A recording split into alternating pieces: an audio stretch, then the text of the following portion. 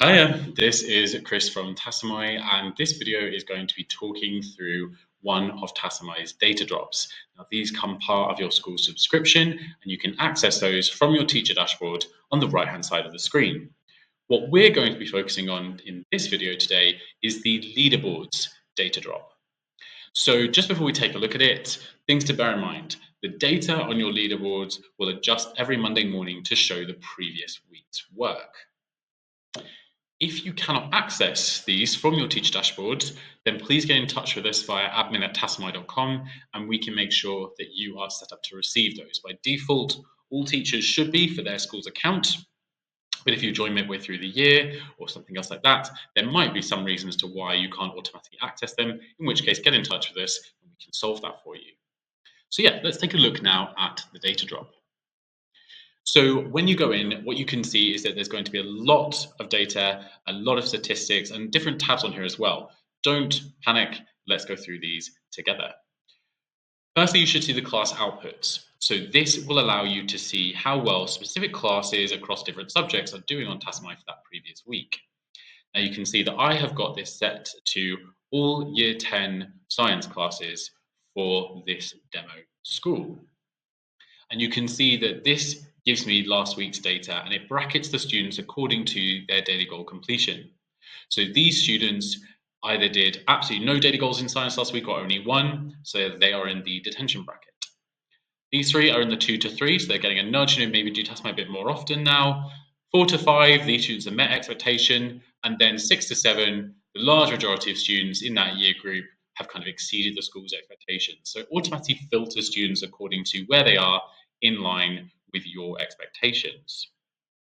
Certain students can be filtered out from prizes if either their quizzing was at a very low accuracy or if they were under time. What we mean by this is that students were completing quizzes too quickly. Tasamai has some pretty smart bits of kit under the hood, and if it thinks that a student is just clicking the first answer at random each time, granted, they could get all of those questions right just by chance, but because they completed that quiz so quickly, they are sort of excluded from prize metrics because it's deemed that they were essentially not using the system correctly. And then what will happen is all of this data will go through to a leaderboard whereby you can amend the prize category. So here we can see that the category is set for daily goals achieved, and these two students top the leaderboard for 7 out of 7 daily goals that week. But you can adjust the category to the different metrics that you see here. So you can completely customize the kind of competition you're running with the class week by week. Now, you might think, okay, well, this isn't necessarily how I or how my school would portion these different brackets. Not a problem. On the left-hand side, here is where you can change them to meet your school's specifications. So you can change the numbers around, you can change what denotes minimum accuracy, or how much time they need to have spent at least in order to qualify for being on the competitive leaderboards.